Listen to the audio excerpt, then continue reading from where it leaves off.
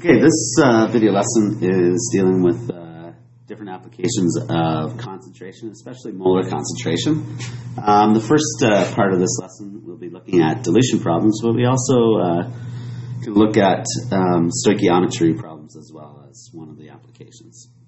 So dilution problems involves basically taking a stock solution, so a starting solution, taking a certain amount out, a certain portion of that stock solution out, and putting it into another container and changing the volume by adding some more water. So basically we're diluting it. So we start off with a stock or a concentrated one and go to a less concentrated one or a dilute solution. Okay, so here's the first example. What's the final concentration of a hydrogen peroxide solution if water is added to 100 milliliters of 65% volume per volume hydrogen peroxide until the total volume is 200. Now this isn't a molar concentration one, but it is going to do the same kind of thing as if we had molar concentration.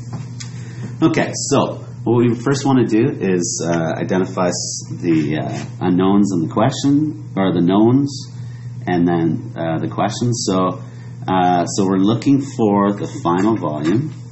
Okay, so that's the question here. So what is the final volume or concentration? And we're given some information here that there's we're going to take 100 milliliters of this the stock solution, the starting solution. That's 65% hydrogen peroxide, and it's going to go to a final volume of 200 milliliters. We know the final volume is going to be, or is going to be, a larger amount and a larger volume, and it'll be more dilute. Okay, so that's our information. So we kind of key in on the numbers, okay, and use some of the words to help us. So as we should outline and organize it. So we're looking for that final concentration. So I put a little question mark there. We know that the final volume is going to be 200. We're only going to use 100 milliliters of this 65% volume per volume. So now what we can do is we can use our formula. Formula is C1V1 equals C2V2. Okay, and then from there we will sub in all our information. Okay, we don't know what C2 is. Okay, so we're going to leave that as the symbol. We subbed in all the info that we have.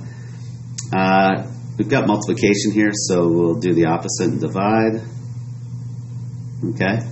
When we divide our units, as long as the units are the same, it doesn't really matter what the other unit is. Just as long as the two sets of units that are the same quantity are the same, we can cancel them out. And now our final concentration ends up being half of that, okay, which is 32.5, because we took 100 milliliters and we diluted it by 2. So it's kind of an inverse relationship. And then we don't want to forget our therefore statement. Okay? So that's our model for it. Okay? I'm going to get you to try this next one. Now this one's going to use molar concentrations. Okay? And molar concentration, don't forget that one of the units is big M. Okay? That's our moles per liter. Okay?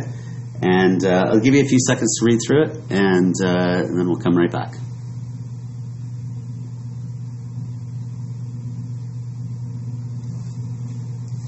Okay, so let's just go through this again. So we know what some information is without even reading it.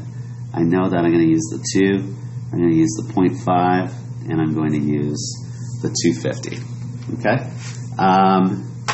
And then the question is, what volume of this solution are we going to use initially?